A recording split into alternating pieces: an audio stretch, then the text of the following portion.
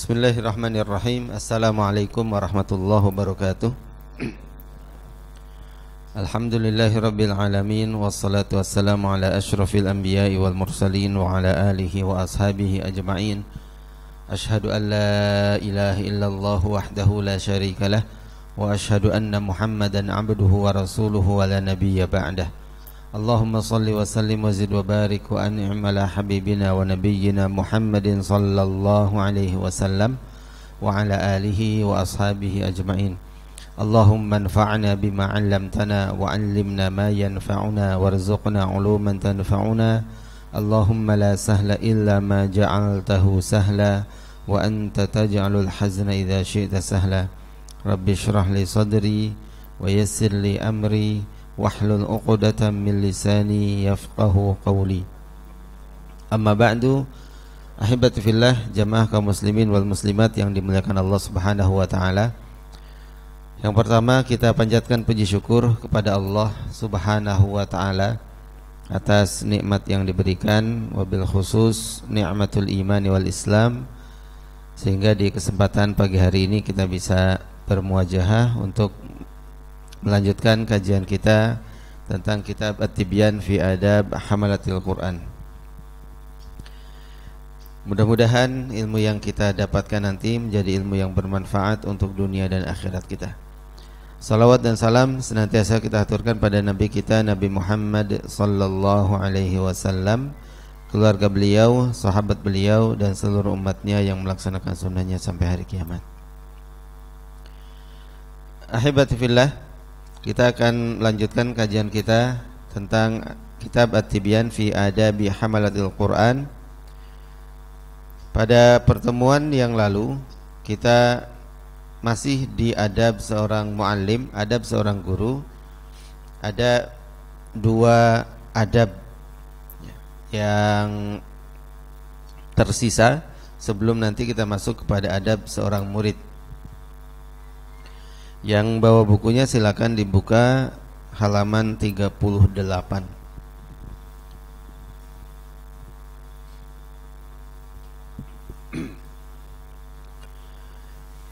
Baik, bismillahirrahmanirrahim.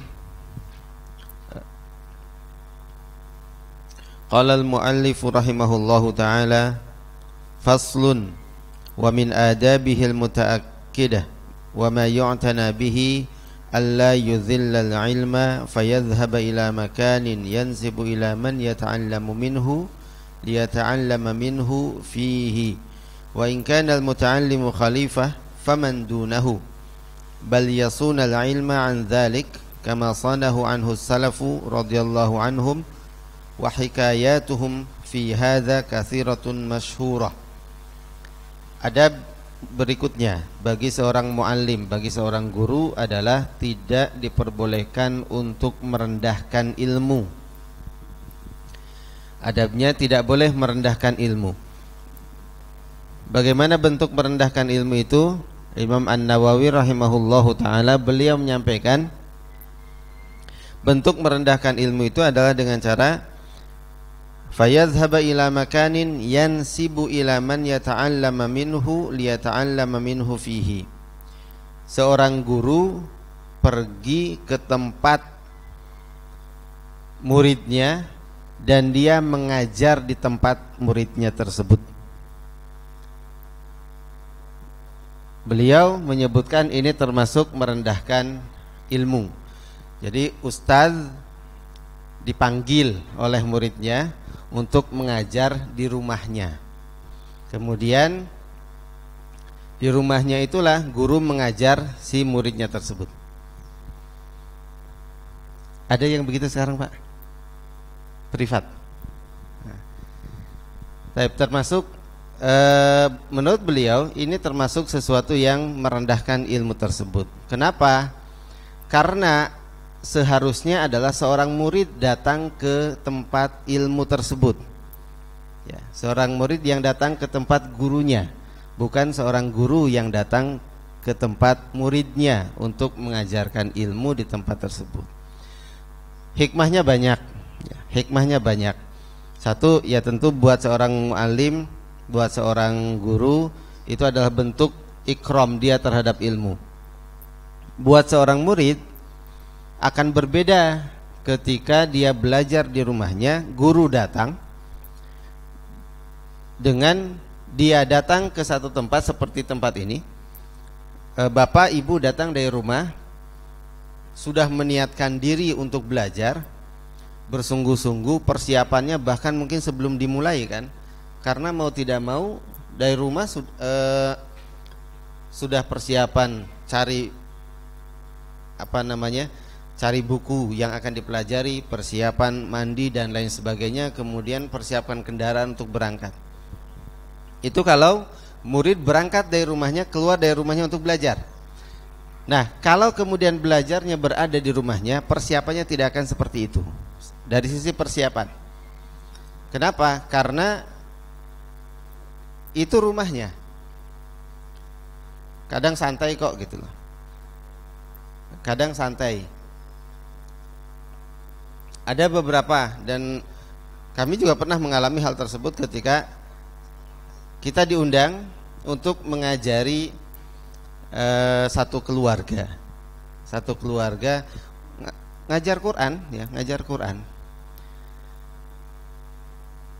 Perbedaannya adalah ketika kita datang itu belum siap kadang-kadang. Ada orang tuanya sudah siap, orang tuanya sudah menunggu.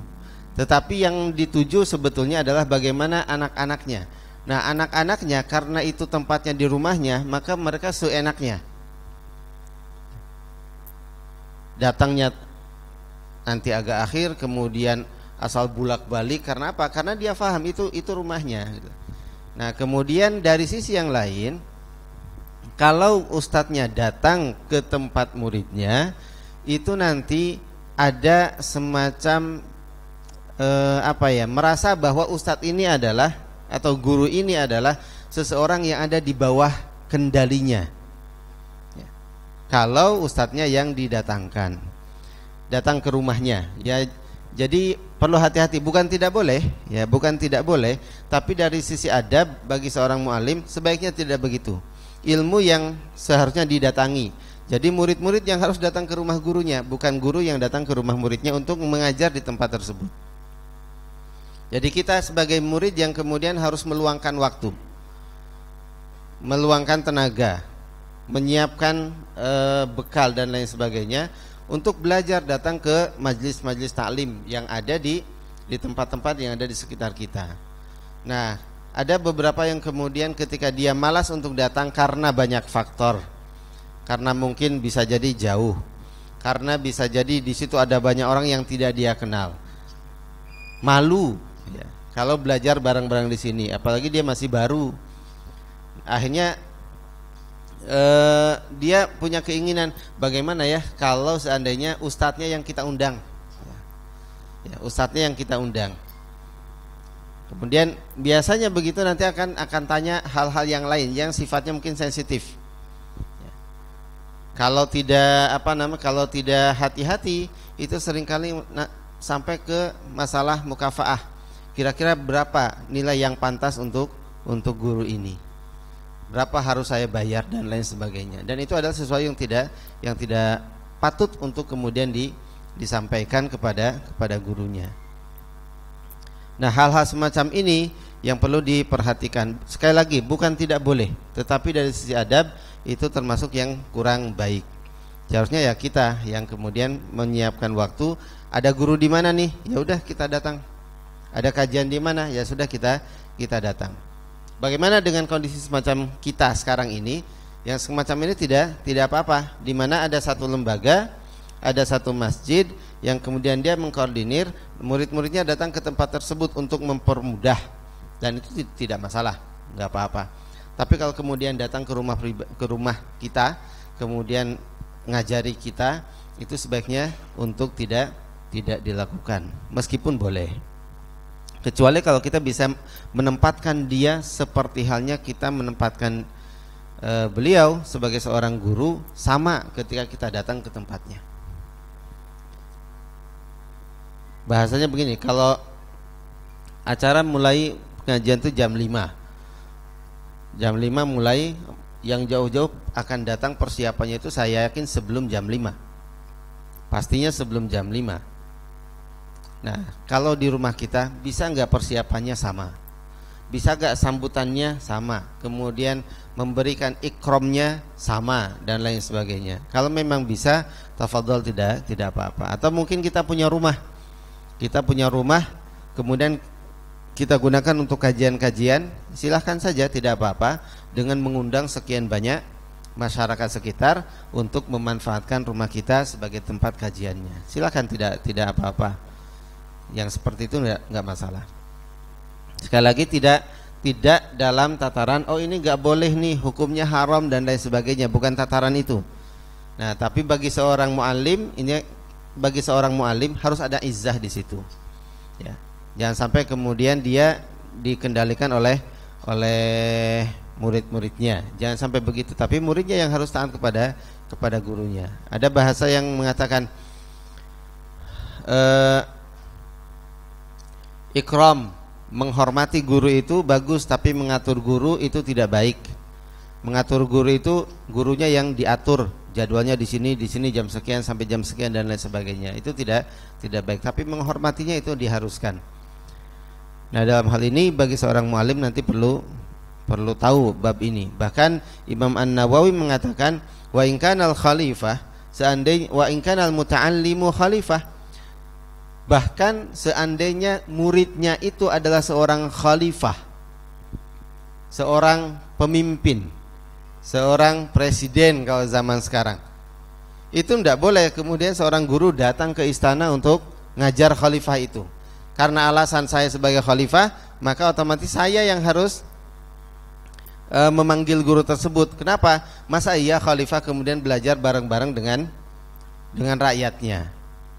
Nah, dalam hal ini tidak bisa begitu. Ilmunya yang kita hormati. Maka khalifah datang. Dan satu kisah juga cukup bagus, yaitu ketika Khalifah Harun ar-Rasyid, beliau datang sendiri ke rumah seorang syekh, ke rumah seorang muallim. Untuk apa? Untuk mengantarkan putranya supaya diajari ilmu oleh gurunya, oleh syekhnya. Ajari dia ilmu dan berikan dia adab. Datang sendiri ke rumah syekhnya, bukan syekhnya yang dipanggil kemudian minta mengajari anaknya di istana. Dan ketika mendapatkan putranya menurut Khalifah Harun ar-Rasyid mengatakan, ini enggak pantas bagi seorang murid begitu. Kenapa? Suatu hari beliau datang ke tempat syekhnya, dia mendapatkan syekhnya itu sedang berwudu. Syekhnya sedang berwudu, kemudian anaknya itu sedang memegang tempat air. Jadi syekhnya pas waktu itu sedang cuci kaki. Anaknya menyiramkan air untuk syekhnya kemudian membasuh kakinya dengan tangannya sendiri. Maka langsung Khalifah Harun ar-Rasyid, beliau marah kepada syekhnya. Ya syekh, bukankah aku memintamu untuk mengajarkan anakku adab? Tapi kenapa engkau lakukan ini? Maksudnya kenapa?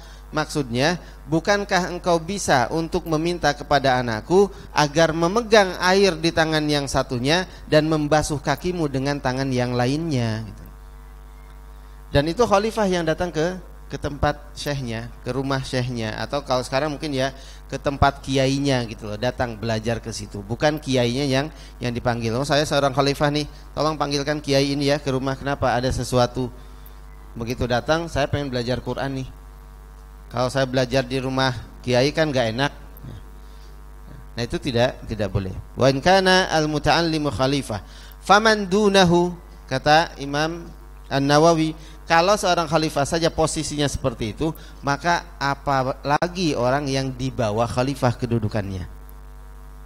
Untuk presiden saja tetap dia harus datang ke rumah syekhnya, ke rumah ustadznya, ke rumah kiainya. Nah, apalagi kemudian di bawah itu, yang jabatannya ada di bawah itu, otomatis jauh lebih wajib untuk datang ke rumah kiai. Bal yasunal ilma an dzalik, hendaklah seorang mu'alim menjaga ilmu dari hal-hal semacam itu. Jadi itu dianggap sebagai satu hal yang dapat merendahkan ilmu tersebut. Kama sanahu anhu salaf, sebagaimana para salafus saleh telah menjaga hal tersebut, dan kisah-kisah tentang mereka sangat banyak. Satu kisah yang cukup menarik, yaitu ketika, saya lupa nama pastinya, tapi kalau saya tidak salah beliau adalah Abdullah ibnu Abbas. Ketika Rasulullah sudah wafat, Abdullah bin Abbas termasuk senior, sahabat senior, meskipun usianya masih muda, tapi sahabat senior. Abdullah ibnu Abbas juga meriwayatkan hadis cukup banyak. Nah, di saat itu beliau adalah rujukan, rujukan ilmu dari sahabat-sahabat yang lain yang masih muda, jauh lebih muda dari beliau. Tetapi suatu hari Abdullah bin Abbas kemudian beliau mendengar ada seorang sahabat yang dia pernah mendengar hadis dari Rasulullah sallallahu alaihi wasallam yang belum didengar oleh Ibnu Abbas radhiyallahu anhu. Maka serta-merta akhirnya langsung beliau mencari informasi tentang sahabat tersebut. Kemudian didapatkanlah tempatnya, rumahnya, dan kemudian beliau langsung berangkat ke rumah sahabat itu. Sesampainya di rumah sahabat tersebut, ternyata pintunya tertutup. Apa yang dilakukan oleh beliau? Beliau tunggu. Jadi beliau bawa sorban, kemudian digelar, kemudian beliau tunggu di situ. Beliau duduk di depan rumah. Padahal beliau sahabat senior, ilmunya banyak, bahrul ulum gitu. Bahkan Rasulullah sallallahu alaihi wasallam pernah, Umar bin Khattab radhiyallahu anhu pernah menyandingkan beliau dengan sahabat-sahabat yang lain, tentang surat Al-Fil. Bagaimana pendapatmu tentang surat Al-Fil itu kan? Sampai-sampai sahabat yang lain merasa iri, ini kenapa kok masih kecil kemudian ikut musyawarah para pemuka-pemuka kaum gitu. Ya karena ilmunya. Itulah Ibnu Abbas. Dan kemudian ketika beliau cari ilmu, beliau datang ke rumah seorang sahabat yang lain yang punya hadis, dan dari derajatnya itu jauh lebih rendah, hanya bukan sahabat senior. Kemudian ketika gurunya itu ketika sahabat tersebut keluar dari rumah, kaget. Kenapa? Karena melihat ada sosok beliau. Maka beliau mengatakan, "Ya ibna ammi Rasulullah sallallahu alaihi wasallam." Wahai anak paman Rasulullah sallallahu alaihi wasallam. Ibnu Abbas kan paman beliau. Apa yang kau lakukan di sini? Kemudian disampaikan, saya mendengar engkau punya hadis yang aku belum tahu. Kemudian beliau mengatakan, sahabat tadi mengatakan, bukankah engkau bisa memanggilku ke tempatmu? Menyuruh seseorang bahwa saya dipanggil oleh Ibnu Abbas dan aku akan datang. Dan Ibnu Abbas tidak melakukan itu. Beliau justru datang dan menunggu. Itulah salah satu di antara kisah bagaimana kita menghormati sebuah ilmu. Jadi bukan karena si fulannya, tapi karena kita memerlukan ilmu tersebut, berarti kita harus menghormati ilmu. Nah, seorang mu'alim perlu faham bab masalah ini, bukan karena dia seorang rais, bukan karena seorang khalifah atau yang lain-lainnya, kemudian kita datang mu'alim tersebut ke rumah, kemudian mengajarkan di rumahnya, karena ada adab yang harus dijaga. Sekali lagi, bukan tidak boleh. Baik, kemudian faslun wa yanbaghi an yakuna majlisuhu wasi'an liyatamakkana julasa'uhu fihi. Dan hendaklah kalau kita buat majelis, khususnya majelis halaqah Quran, hendaklah tempatnya itu kalau bisa dibuat tempat yang luas. An yakuna majlisuhu wasi'an, tempatnya luas, liyatamakkana julasa'uhu fihi, agar kemudian semua orang bisa bergabung. Ya, jangan terlalu sempit. Bahkan di dalam kitab Kaifa Tahfadzul Quran yang ditulis oleh Dr. Yahya Abdul Razak Al-Ghautsani menyebutkan tempat tersebut haruslah luas, walaupun mungkin tidak luas banget tidak masalah, tetapi satu cukup, ya, tempatnya cukup, jangan sempit. Kemudian sirkulasi udaranya harus baik. Jangan banyak hiasan-hiasan Sampai detail disebutkan seperti itu. Kalau untuk halakoh Quran itu. Kenapa? Karena agar satu bisa khusyuk ketika membaca Al-Quran, tidak terganggu dengan hal-hal yang nanti akan mengganggu. Kalau terlalu sempit mungkin nanti jadi gerah, panas, dan itu bisa mengganggu. Terlalu banyak hiasan juga sama, tidak fokus dengan tilawahnya, tapi justru fokus dengan hiasannya, apalagi hiasannya bagus-bagus. Oh, dan sekarang di beberapa masjid itu Masya Allah hiasan kaligrafi itu indah-indah. Jadi orang datang situ yang dinikmati pertama kali adalah kaligrafinya. Ya bukan salah kaligrafinya, tapi bagaimana kemudian kita bisa konsentrasi. Dan adanya hiasan-hiasan tersebut itu dengan sendirinya mengganggu konsentrasi ketika belajar Quran. Jadi lagi setoran tahu-tahu ngelamun kemana gitu, lihat hiasannya sangat bagus. Nah, termasuk juga kalau terlalu sempit itu kurang pas untuk dibuat halakoh. Ya setidaknya mungkin ukuran berapa tergantung dengan muridnya ada berapa. Baik, fafil hadis anin Nabi sallallahu alaihi wasallam, dan sebuah hadis Rasulullah sallallahu alaihi wasallam bersabda, khairul majalis awsa'uha, sebaik-baiknya majelis adalah yang paling luas. Ya, semakin banyak muridnya, semakin luas majelisnya, semakin banyak muridnya, semakin banyak pahalanya. Ya, kita mungkin ada banyak sekali para ulama kita ketika beliau mengajarkan ilmu itu sampai tidak terdengar ke belakang. Saking banyaknya jamaah, dan dulu tidak ada mikrofon seperti ini gitu. Sehingga di baris keberapa itu dia akan menyampaikan kepada orang yang ada di belakangnya, saking banyaknya. Bisa sampai 2000 sekali majelis. Nah, kalau 2000 sekali majelis berarti rumah syekhnya itu ya luas kan loh. Kalau itu tempatnya di masjid berarti masjidnya luas. Tapi bukan cuma kajiannya yang penuh, masjidnya juga tiap hari ya penuh. Kenapa? Karena di situ ada ilmu, semua masyarakat datang ke tempat itu. Nah, ini yang mungkin yang perlu kita kita galakkan. Alhamdulillah di tempat kita majelis-majelis ilmu cukup banyak, bertaburan, menjamur di mana-mana. Itu adalah satu nikmat yang harus disyukuri. Tidak di semua tempat. Ya, enggak di semua tempat seperti itu. Kemudian cukup banyak ya, cukup banyak juga jamaah-jamaahnya, itu perlu disyukuri. Mudah-mudahan ini tanda-tanda kebaikan di masa yang akan datang. Baik Bapak dan Ibu yang dirahmati Allah Subhanahu wa taala, demikian adab-adab guru yang sudah kita bahas dari awal sampai akhir. Kenapa kok yang terakhir ini dimasukkan? Karena masih nyambung dengan bab yang sebelumnya.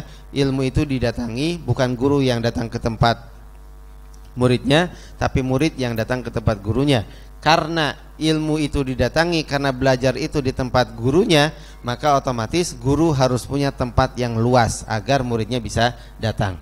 Dan kita bisa menyaksikan saat ini ada satu rumah tokoh lah, tokoh ustadz, kiai, habaib, itu semua datang ke tempat beliau. Dan kalau kita lihat rumahnya luas-luas, bukan karena untuk pamer gitu loh. Oh pamer saya kiai rumahnya luas, enggak. Tapi kebutuhan agar masyarakat bisa tertampung belajar di tempat tersebut itu sangat tinggi. Kenapa ya? Karena jamaahnya tambah lama tambah banyak, otomatis rumahnya harus luas. Jadi kalau lihat rumah kiai, rumah ustadz, rumah habaib kok luas, tapi nggak pernah ada kajian di tempatnya, itu perlu dimuhasabah. Harusnya rumah yang luas itu dijadikan tempat untuk amal saleh. Salah satunya adalah adakan taklim, adakan kajian di tempat itu, undang para jamaahnya ke tempat tersebut agar rumahnya tambah barokah. Baik, kita masuk kepada adab yang berikutnya. Kalau kemarin adab guru, sekarang kita masuk adab seorang murid. Faslun fi adabi al-muta'allim. Ya. Adab seorang murid yang mempelajari Al-Qur'anul Karim. Jami'u ma dzakarnahu min adabil muallim fi nafsihi adabun lil muta'allim. Semua yang disebutkan tentang adab-adab guru itu adalah adab-adab bagi seorang murid. Semuanya harus ikhlas, menjaga kebersihan, kemudian menjaga adab dan lain sebagainya, itu semua murid-murid juga harus menjaga hal tersebut. Wa min adabihi, dan di antara adab-adab seorang murid adalah an yatajannabal asbab asy-syaghilah 'anit tahsil illa sababan la budda minhu lil hajah.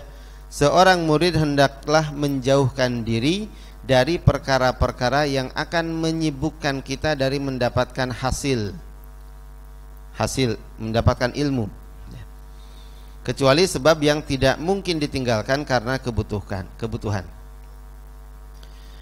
Baik, kalau saya bertanya, waktu yang paling tepat buat kita belajar itu kapan? Pagi. Kalau ada musimnya enggak? Kalau di tempat kita kan ada 2 musim ya, musim hujan, musim panas. Yang paling enak belajar buat Bapak musim apa? Musim dingin atau musim kemarau? Ada yang musim kemarau itu paling enak untuk daurah umpamanya. Kalau di beberapa negara itu musim kemarau biasanya kan libur, sekolah tuh libur. Nah, biasa diadakan daurah. Ya, daurah Quran, daurah ilmu dan lain sebagainya. Ada satu bait syair yang mengatakan idza kana yu'dzika harrul masif, apabila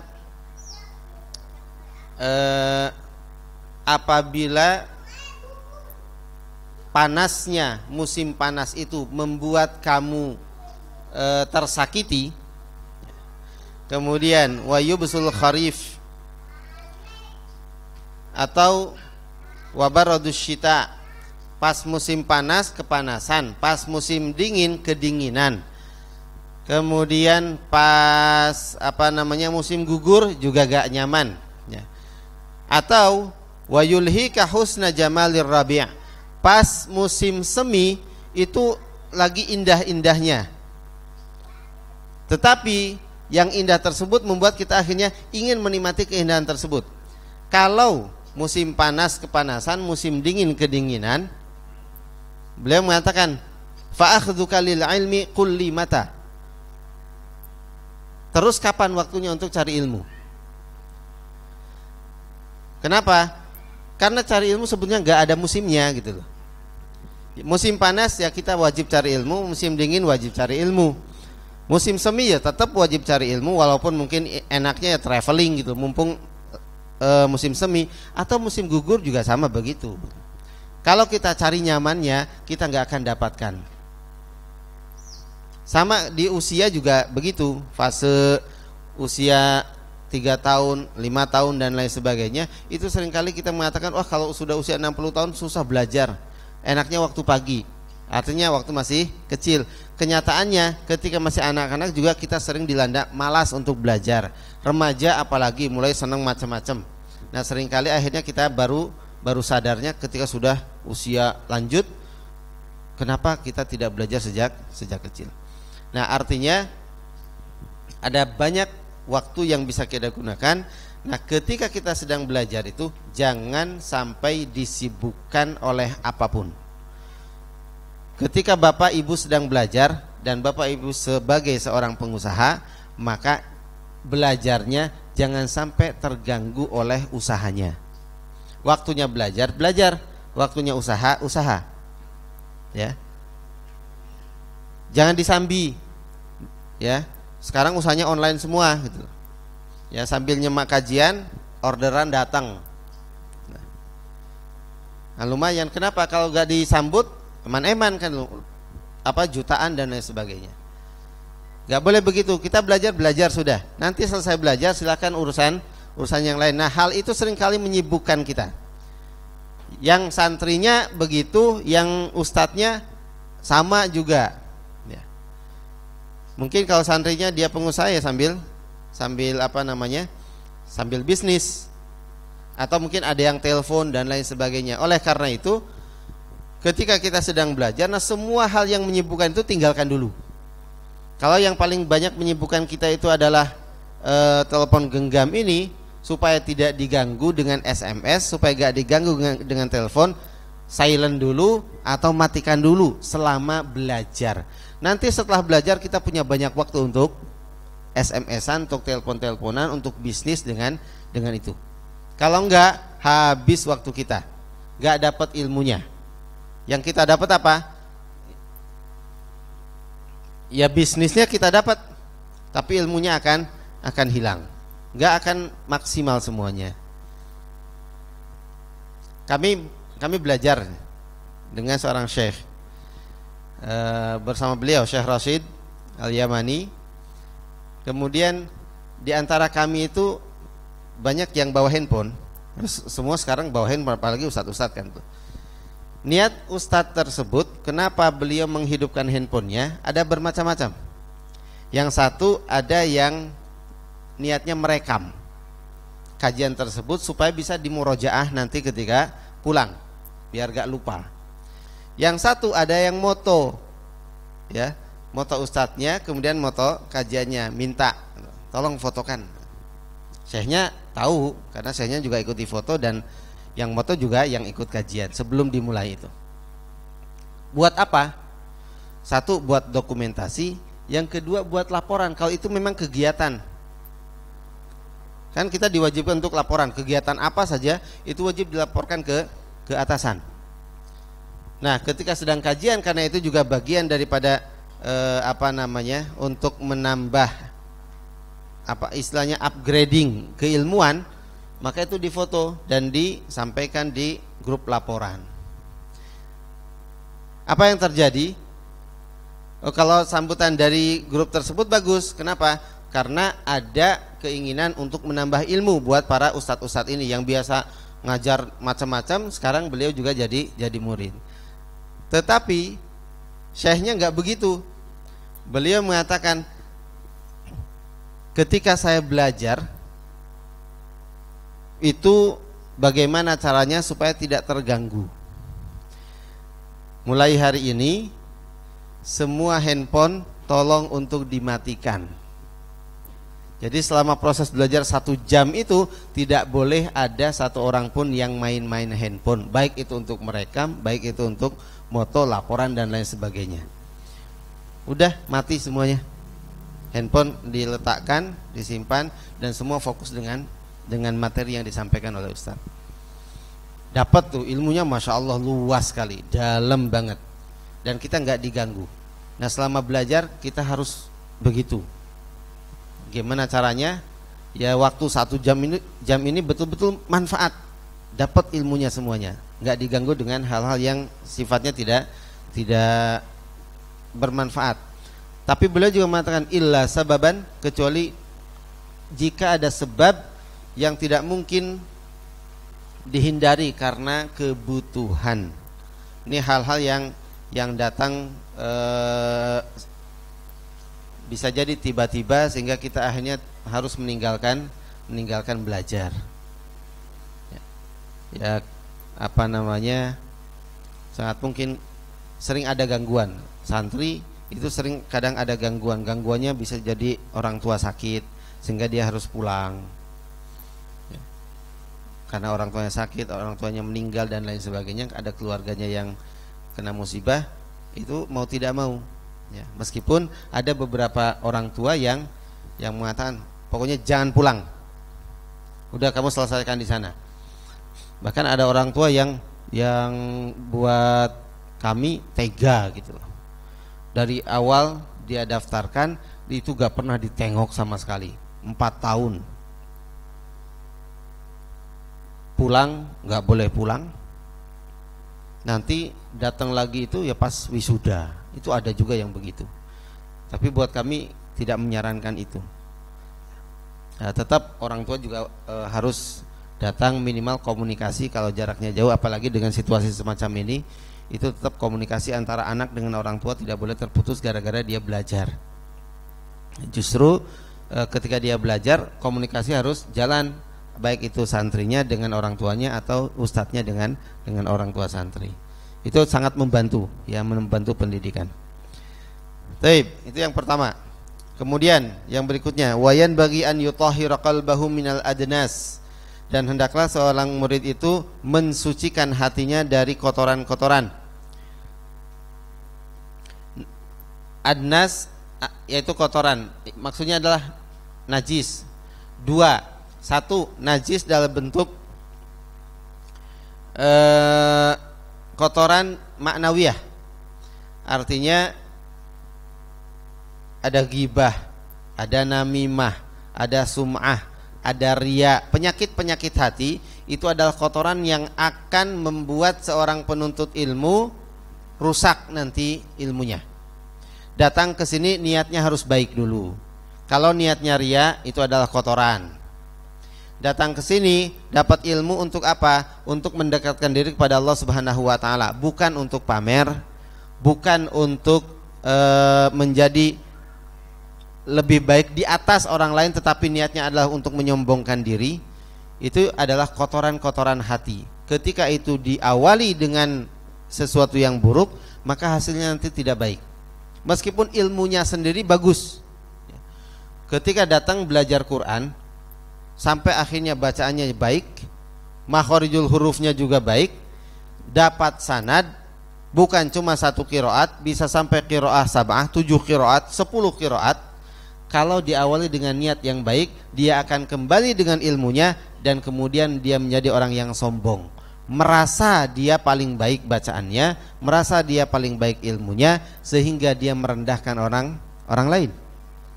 Kalau ada imam berdiri di situ, langsung dia membuat penilaian, ini gak cocok jadi imam. Kenapa? Bacaannya, makhrajnya gak pas. Padahal imam yang di sini juga tidak bacaannya tidak salah betul, cuma mungkin ada beberapa yang kurang, tapi tidak sampai kemudian pada tingkatan batal salat tersebut. Hanya mungkin ini kurang, makhrajnya kurang pas, kemudian sifatnya enggak masuk dan lain sebagainya. Nah, buat seorang murid hati-hati yang seperti itu, kemudian dia merendahkan yang lain. Semakin tinggi ilmunya, tapi kalau ada kotoran-kotoran hati di situ, maka akan rusak nanti ilmunya. Maka Rasulullah juga mengatakan, siapa yang kemudian dia belajar ilmu tapi untuk memamerkan diri di hadapan para ulama, memperlihatkan diri bahwa saya adalah penuntut ilmu, di hadapan orang-orang yang tidak punya ilmu, dia juga menyombongkan diri, kemudian ngajak debat dan lain sebagainya, maka gak akan ada manfaatnya sama sekali. Udah, kita belajar ilmu untuk apa? Untuk mendekatkan diri kepada Allah Subhanahu wa taala. Baca Quran itu kewajiban kita. Maka kenapa kita harus belajar Quran? Ya agar kita semakin dekat dengan kalamullah. Udah, Allah memerintahkan itu, waratilil Qur'ana tartila watslu ma uhiya ilaika min kitabi rabbik. Itu kan perintah-perintah semua, perintah untuk baca Quran.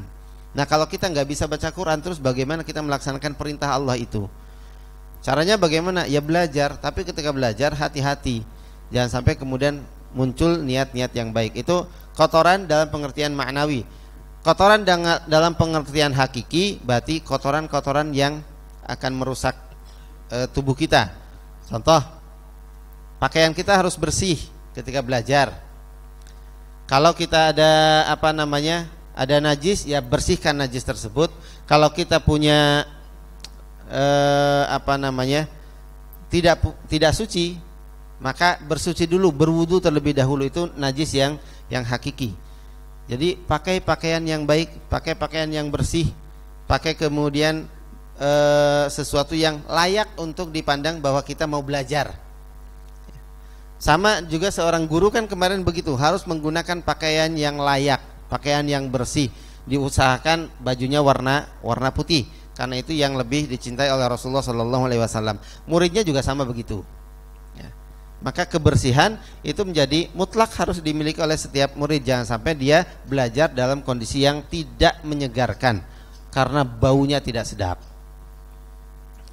Itu siapa saja, warna bebas silakan, tapi bersih harus.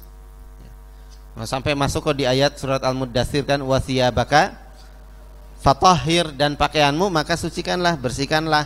Secara hakiki ya apa yang tertulis di situ, siap itu ya pakaian kita. Hakikinya begitu, berarti pakaian kita harus bersih sebagai seorang muslim. Nah, ketika belajar sangat dituntut untuk melakukan itu. Jangan sampai ada kotoran yang masuk ke dalam diri kita. Nah, dalam hal ini beliau menyebutkan wa yanbaghi an yutahhira qalbahu, hatinya dibersihkan, berarti dari kotoran-kotoran maknawi. Enggak boleh ada riya, enggak boleh ada sum'ah, maka enggak perlu kemudian nanti posting sesuatu.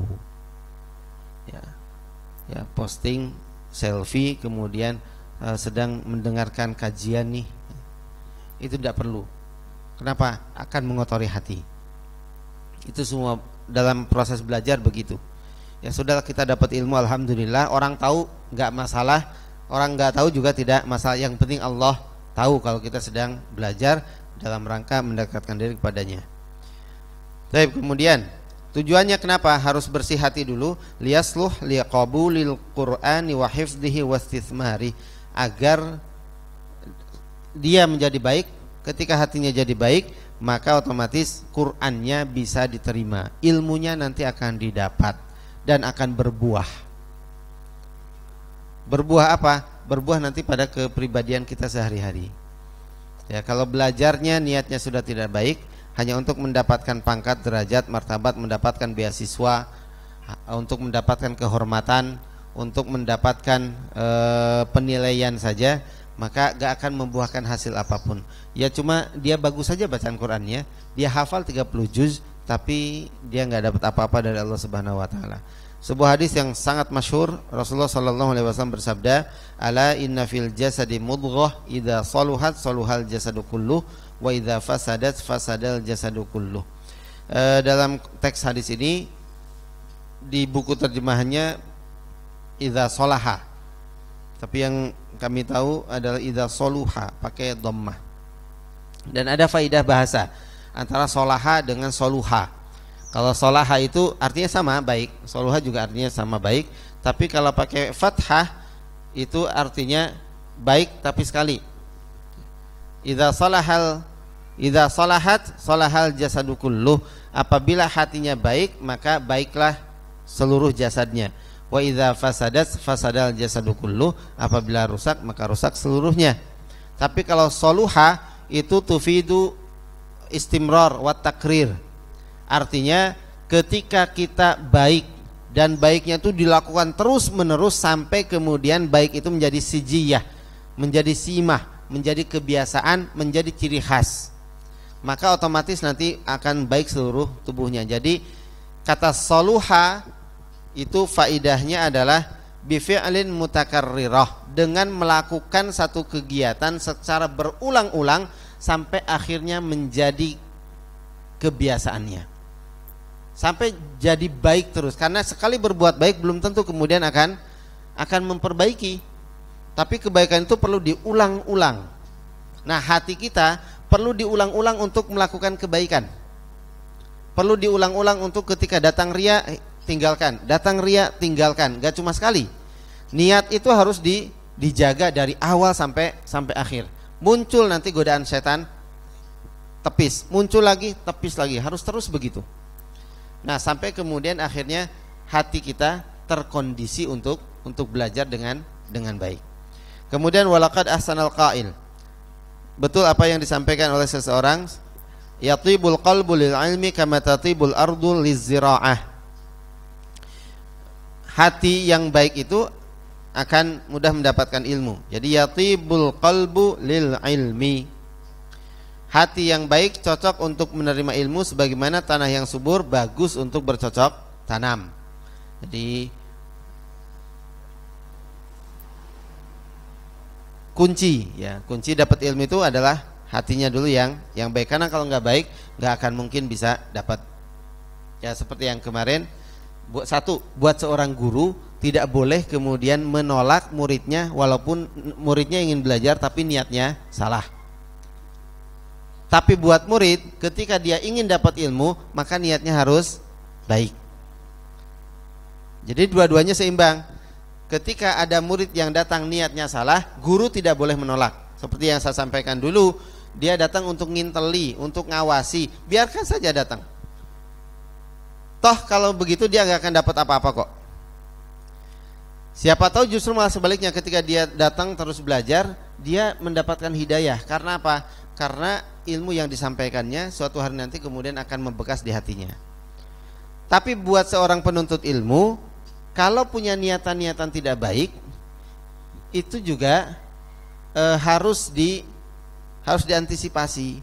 Kalau niatnya terus tidak baik, yang ada adalah hasad, yang ada adalah dengki, yang ada adalah iri hati. Dia datang bukan untuk dapat ilmu tapi untuk ngawasi. Dia datang untuk tahu level ustadz ini segimana sih. Bahkan mungkin Bapak Ibu sudah tahu kisah Umar bin Khattab kan, ketika beliau bertemu dengan seorang anak penggembala kambing kan. Dan sangat hormatnya beliau hanya karena beliau minta kambingnya untuk dijual satu saja dan anak tersebut tidak memberikannya. Alasannya apa? Alasannya walaupun majikannya tidak tahu tapi Allah tahu. Ada seorang khalifah menghormati ilmu yang didapatkan dari anak kecil ini. Betapa kuat iman anak kecil ini, akidahnya. Dan itu adalah ilmu. Anak kecil penggembala kambing, sementara ini khalifah. Maka ketika datang ke tempat ilmu, sudah niatkan saja untuk dapat ilmunya. Perkara orangnya nggak cocok sama saya, itu urusan yang lain. Tapi ilmunya baik, ambil gitu. Dan itu tidak mudah ya. Kita dapat ilmu dari orang yang nggak cocok. Dari kita itu, itu berat sekali. Tapi ilmunya nggak ada yang salah. Ilmunya gak ada yang salah, cuma gandeng dia itu mungkin saingan kita di luar, itu berat. Nah, sama orang belajar juga begitu. Kemudian wayan bagi an yatawaddu'a li muallimihi wa yata'addaba ma'ahu. Seorang murid hendaklah dia rendah hati kepada gurunya dan menjaga adab terhadap guru, tidak boleh sombong. Wa in kana asghara minhu sinnan, walaupun gurunya itu lebih muda dari sisi usia, tetap harus hormat. Bapak belajar Quran, usia Bapak sudah 50-60 tahun, sementara yang ngajari anak usia SMA. Tetap harus hormat. Jangan ngatur gurunya. Saat saya kan sudah 50 tahun, cara ngajarnya agak diperbaikilah gitu. Jangan dipaksa. Gak jadi Pak, gak jadi. Saya yakin gak jadi Bapak kalau kemudian ngatur gurunya. Kenapa? Masing-masing guru punya metode sendiri. Ada satu pengalaman ketika ada ibu-ibu belajar bahasa Arab. Namanya nggak pernah mondok, kemudian tahu-tahu belajar bahasa Arab karena program. Ya. Didatangkanlah seorang guru bahasa Arab, gurunya luar Jawa, muridnya orang Jawa semua. Punya metode keras, metodenya keras banget. Sampai waktu libur itu nggak kenal liburan, mesti ditanya ada PR. Dan masya Allah kreatif sekali gurunya tersebut. Suruh ngomong bahasa Arab, ya. Pakai telepon, voice note, dan itu akan ketahuan bisa atau tidaknya. Ketika sedang liburan ada PR-nya apa? Telepon-teleponan dengan temannya sendiri selama 2 menit. Nanti direkam kemudian distorkan. Jadi liburan itu nggak terasa liburan. Sampai kemudian murid-muridnya tuh merasa, ini kita belajar kok kayak dipaksa banget. Apa nggak tahu ya kita ini bukan orang pondok, jadi orang umum. Merasa terpaksa betul, tapi berhasil Pak. Dan alhamdulillah ibu-ibu itu nggak ada yang kemudian protes kepada ustadznya, nggak berani, nggak berani. Yang sebelumnya ya mereka senang, wah ini ustadznya enak nih, ya gampang, tidak terlalu repot dan lain sebagainya. Tapi justru dengan yang metode yang kedua ini ternyata ibu-ibu jadi rajin. Ada PR tidurnya jadi malam-malam gitu. Biasa mungkin jam 9 sudah tidur malam, ini jam 10, jam 11 baru tidur. Bukan nonton sinetron, tapi belajar ngerjakan PR tiap malam. Sampai suami-suaminya juga ikut garap PR-nya. Kenapa? Karena kalau gak dibantu oleh suaminya, besok mesti kelimpungan. Jadi akhirnya suami istri belajar bahasa Arab tuh bareng-bareng. Ya kebetulan Suami-suami itu ya ustadz-ustadz. Ibu-ibu itu ya guru-guru di Ma'had Iskarima yang sedang belajar bahasa Arab. Jadi alhamdulillah kemana-mana tuh sekarang kalau ketemu ya bahasa Araban, minimal kaifa haluk. Ya, minimal itu.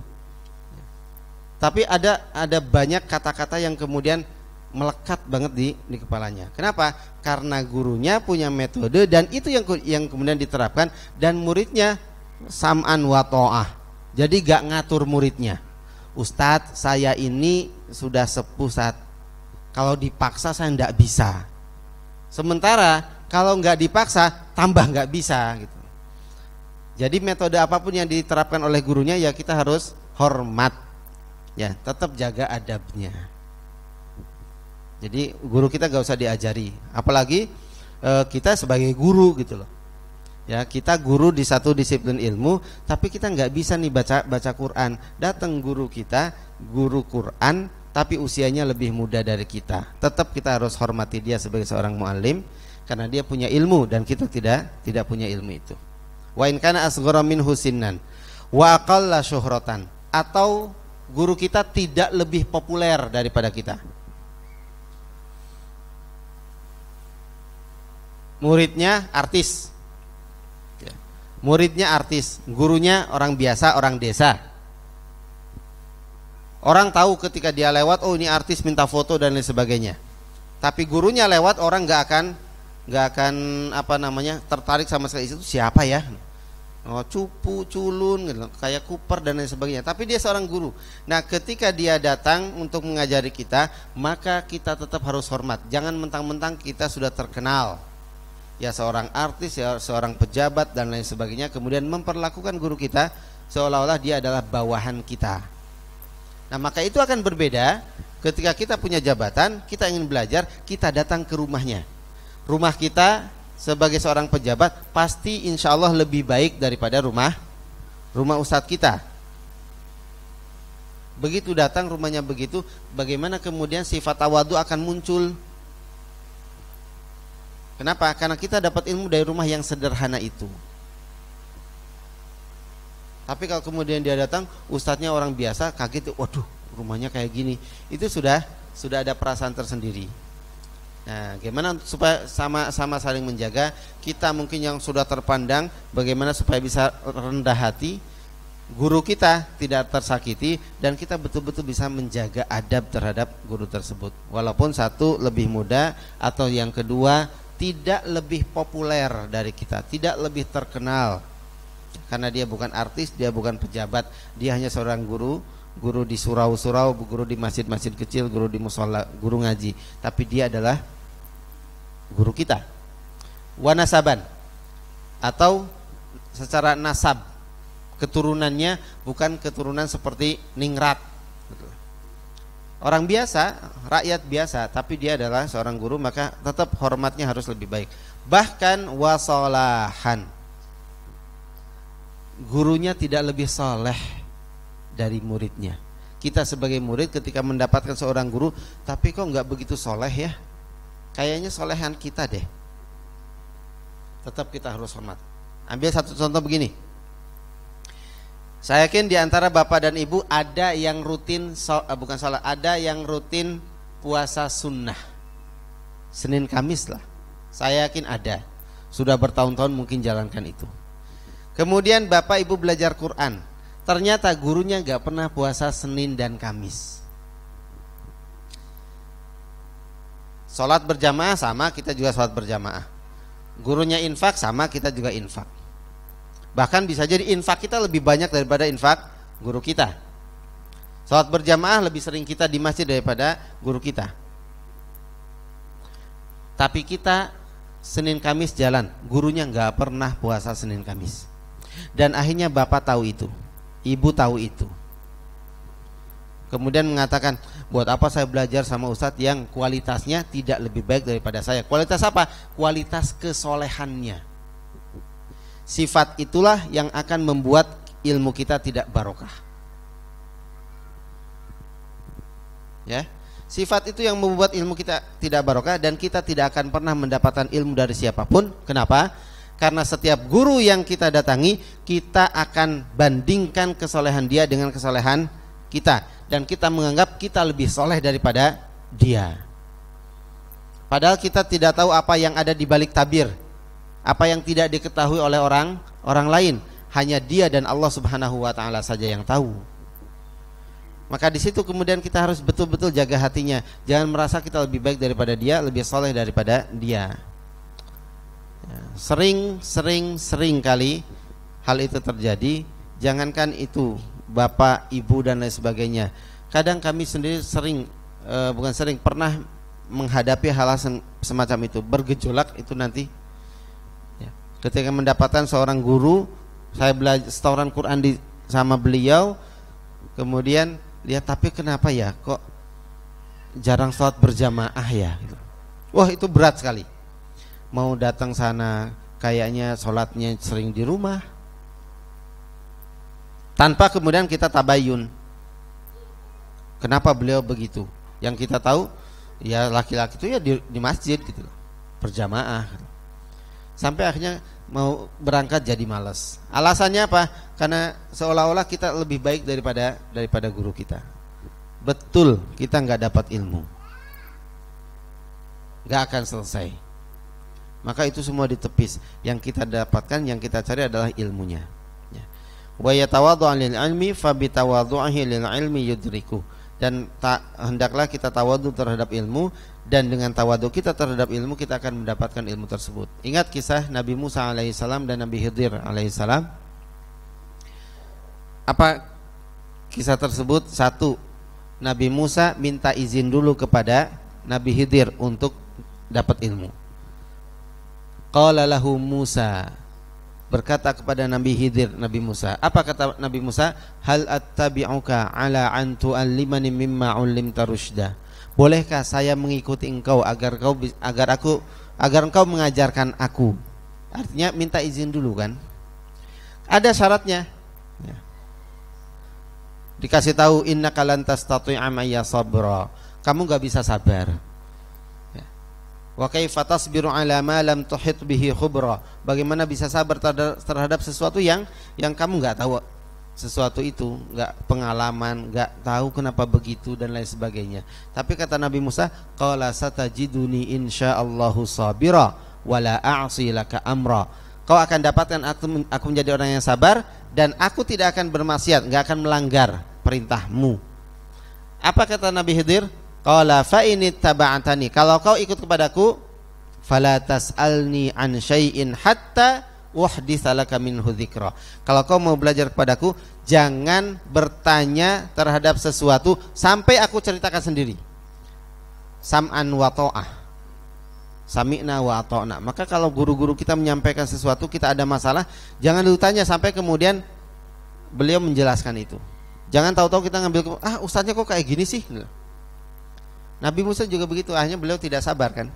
Ada kejadian, tanya, ya, merusak perahu, tanya kenapa dirusak, membunuh seorang anak, kenapa dibunuh, dan lain sebagainya. Maka jawaban dari Nabi Khidir, innaka lan tastati'a ma'iya sabra.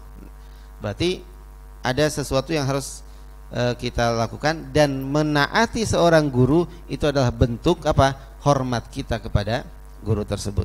Jangan merasa kita lebih baik daripada guru tersebut, karena yang terakhir wa qad qalu, mereka mengatakan al ilmu harbun lil fata, sesungguhnya ilmu itu adalah harb, peperangan, pertempuran bagi seorang pemuda yang sombong. Kasaili harbun lil makanil ali, sebagaimana hanya aliran air itu adalah pertempuran, pantangan untuk berada di tempat yang tinggi. Air itu dia akan terus ke bawah. Jarang air kemudian ada di tempat yang tinggi, mesti dia akan turun ke bawah pantangannya. Hati juga sama begitu. Ilmu itu tidak akan datang pada hati yang selalu meninggi. Orang yang sombong gak akan dapat ilmu. Kenapa? Karena begitu dapat, alah cuma kayak gini. Datang pengajian, bab itu lagi, bab ikhlas lagi, bab zuhud lagi, bab semua begitu. Dia merasa bahwa semua itu sudah pernah saya dapatkan, dan akhirnya saya tidak perlu ilmu tersebut. Maka hati-hati sebagai seorang pelajar, penuntut ilmu, agar semuanya tidak jadi bumerang untuk kita, niatnya dapat ilmu, justru kita malah tidak dapat apa-apa. Jazakumullahu khairan, barakallahu fikum, mudah-mudahan bermanfaat. Wa akhiru da'wana anil hamdulillahi rabbil alamin. Billahi taufiq wal hidayah wal ridha wal inayah. Wassalamualaikum warahmatullahi wabarakatuh.